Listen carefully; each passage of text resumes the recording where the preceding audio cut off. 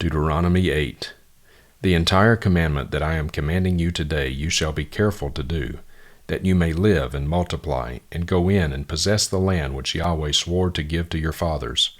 And you shall remember all the way which Yahweh your God has led you in the wilderness these 40 years, that he might humble you, testing you, to know what was in your heart, whether you would keep his commandments or not. And he humbled you and let you be hungry, and fed you with manna which you did not know, nor did your fathers know, that he might make you know that man does not live by bread alone, but by everything that proceeds out of the mouth of Yahweh. Your clothing did not wear out on you, nor did your foot swell these 40 years. Thus you shall know in your heart that Yahweh your God was disciplining you, just as a man disciplines his son. So you shall keep the commandments of Yahweh your God, to walk in his ways and to fear him. For Yahweh your God is bringing you into a good land, a land of brooks of water, of fountains and springs flowing forth in valleys and hills, a land of wheat and barley, of vines and fig trees and pomegranates, a land of olive oil and honey, a land where you will eat food without scarcity, in which you will not lack anything, a land whose stones are iron, and out of whose hills you can dig copper. And so you will eat and be satisfied, and you shall bless Yahweh your God for the good land which he has given you. Beware lest you forget Yahweh your God by not keeping his commandments and his judgments and his statutes which I am commanding you today, lest you eat and are satisfied and build good houses and live in them, and your herds and your flocks multiply, and your silver and gold multiply, and all that you have multiplies. And your heart becomes lifted up, and you forget Yahweh your God, who brought you out from the land of Egypt, out of the house of slavery. He led you through the great and fearsome wilderness, with its fiery serpents and scorpions and thirsty ground where there was no water. He brought water for you out of the rock of flint. In the wilderness he fed you manna which your fathers did not know, that he might humble you and that he might test you, to do good for you in the end, lest you say in your heart, My power and the might of my hand made me this wealth. But you shall remember Yahweh your God, for it is he who is giving you power to make wealth, that he may confirm his covenant which he swore to your fathers, as it is this day. Now it will be, if you ever forget Yahweh your God, and walk after other gods, and serve them and worship them, I testify against you today that you will surely perish. Like the nations that Yahweh makes to perish before you, so you shall perish, because you would not listen to the voice of Yahweh your God. Psalm 91. He who abides in the shelter of the Most High will abide in the shadow of the Almighty.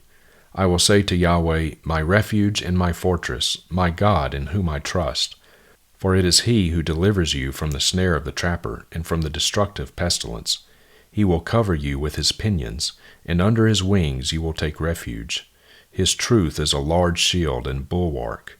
You will not be afraid of terror by night, or arrow that flies by day, of pestilence that moves in darkness, or of destruction that devastates at noon. 1,000 may fall at your side, and 10,000 at your right hand, but it shall not approach you. You will only look on with your eyes and see the recompense of the wicked. For you have made Yahweh my refuge, the Most High your dwelling place. No evil will befall you, and no plague will come near your tent. For he will command his angels concerning you, to guard you in all your ways. On their hands they will bear you up, lest you strike your foot against a stone. You will tread upon the fierce lion and cobra. The young lion and the serpent you will trample down. Because he has loved me, therefore I will protect him. I will set him securely on high, because he has known my name. He will call upon me, and I will answer him. I will be with him in his distress. I will rescue him and honor him. With a long life I will satisfy him, and I will show him my salvation. Isaiah 36. Now it happened in the 14th year of King Hezekiah, that Sennacherib king of Assyria came up against all the fortified cities of Judah and seized them. And the king of Assyria sent Rabshakeh from Lachish to Jerusalem to King Hezekiah with a heavy military force, and he stood by the conduit of the upper pool on the highway of the fuller's field. Then Eliakim the son of Hilkiah, who was over the household, and Shebna the scribe, and Joah the son of Asaph the recorder came out to him. Then Rabshakeh said to them, Say now to Hezekiah, Thus says the great king, the king of Assyria, What is this trust that you have? I say, Your counsel and might for the war are only empty words. Now in whom do you trust that you have rebelled against me? Behold, you trust in the staff of this crushed reed, even on Egypt, on which if a man leans, it will go into his hand and pierce it. So is Pharaoh king of Egypt to all who trust in him. But if you say to me, We trust in Yahweh our God, is it not he whose high places and whose altars Hezekiah has taken away, and has said to Judah and to Jerusalem, You shall worship before this altar? So now, come, make a bargain with my master the king of Assyria, and I will give you 2,000 horses, if you are able on your part to give riders for them. How then can you turn away one official of the least of my master's servants, and trust in Egypt for chariots and for horsemen? So now, have I come up without the approval of Yahweh against this land to make it a ruin? Yahweh said to me, Go up against this land and make it a ruin. Then Eliakim and Shebna and Joah said to Rabshakeh, Speak now to your servants in Aramaic, for we understand it, and do not speak with us in Judean in the hearing of the people who are on the wall.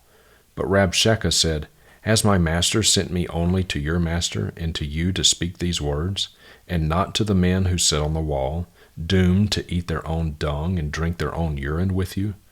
Then Rabshakeh stood and cried with a loud voice in Judean and said, Hear the words of the great king, the king of Assyria. Thus says the king, Do not let Hezekiah deceive you, for he will not be able to deliver you. And do not let Hezekiah make you trust in Yahweh, saying, Yahweh will surely deliver us. This city will not be given into the hand of the king of Assyria. Do not listen to Hezekiah, for thus says the king of Assyria, Make your peace with me, and come out to me, in each of his vine and each of his fig tree, and drink each of the waters of his own cistern, until I come and take you away to a land like your own land, a land of grain and new wine, a land of bread and vineyards. Beware lest Hezekiah mislead you, saying, Yahweh will deliver us. Has any one of the gods of the nations delivered his land from the hand of the king of Assyria? Where are the gods of Hamath and Arpad? Where are the gods of Sepharvaim? And when have they delivered Samaria from my hand? Who among all the gods of these lands have delivered their land from my hand, that Yahweh would deliver Jerusalem from my hand? But they were silent and answered him not a word, for the king's commandment was, Do not answer him. Then Eliakim the son of Hilkiah, who was over the household, and Shebna the scribe, and Joah the son of Asaph the recorder, came to Hezekiah with their clothes torn, and told him the words of Rabshakeh. Revelation 6. Then I looked when the Lamb opened one of the 7 seals, and I heard one of the 4 living creatures saying as with a voice of thunder, Come. Then I looked, and behold, a white horse, and he who sits on it had a bow, and a crown was given to him, and he went out overcoming and to overcome. And when he opened the 2nd seal, I heard the 2nd living creature saying, Come. And another, a red horse, went out, and to him who sits on it, it was given to him to take peace from the earth, that men would slay one another, and a great sword was given to him. And when he opened the 3rd seal, I heard the 3rd living creature saying, Come. Then I looked, and behold, a black horse, and he who sits on it had a pair of scales in his hand. And I heard something like a voice in the midst of the 4 living creatures saying, 1 choinex of wheat for 1 denarius, and 3 choinex of barley for 1 denarius, and do not harm the oil and the wine. And when he opened the 4th seal, I heard the voice of the 4th living creature saying, Come. Then I looked, and behold, a pale horse, and he who sits on it had the name Death, and Hades was following with him. Authority was given to them over 1/4 of the earth, to kill with sword and with famine and with pestilence and by the wild beasts of the earth. And when he opened the 5th seal, I saw underneath the altar the souls of those who had been slain because of the word of God, and because of the witness which they had maintained. And they cried out with a loud voice, saying, How long, O Master, holy and true? Will you not judge and avenge our blood on those who dwell on the earth? And a white robe was given to each of them, and it was told to them that they should rest for a little while longer, until the number of their fellow slaves and their brothers who were to be killed, even as they had been, would be completed also. Then I looked when he opened the sixth seal, and there was a great earthquake, and the sun became black as sackcloth made of hair, and the whole moon became like blood, and the stars of the sky fell to the earth, as a fig tree casts its unripe figs when shaken by a great wind. And the sky was split apart like a scroll when it is rolled up, and every mountain and island were moved out of their places. Then the kings of the earth, and the great men, and the commanders, and the rich, and the strong, and every slave and free man hid themselves in the caves and among the rocks of the mountains. And they said to the mountains and to the rocks, Fall on us, and hide us from the presence of him who sits on the throne, and from the wrath of the Lamb. For the great day of their wrath has come, and who is able to stand?